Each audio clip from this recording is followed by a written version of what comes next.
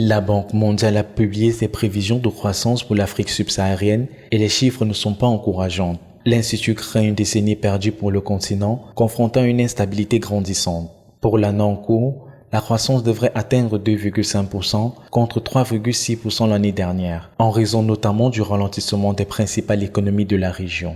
Le Nigeria devrait voir son économie progresser de 2,9%, l'Angola atteindra 1,3% de la croissance et l'Afrique du Sud tout juste 0,5%.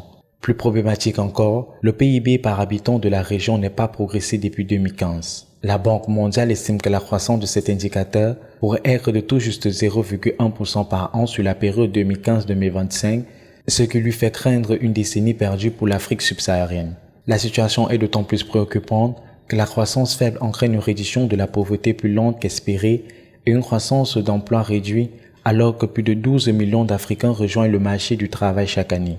L'instabilité et la fragilité politique, ainsi que la montée des conflits et des violences sont les premières causes du ralentissement, voire de fortes récessions dans certains pays. La dette publique reste également un élément d'inquiétude. Plus d'une vingtaine des pays de la région présentent un risque de surendettement quand ils ne sont pas déjà dans cette situation.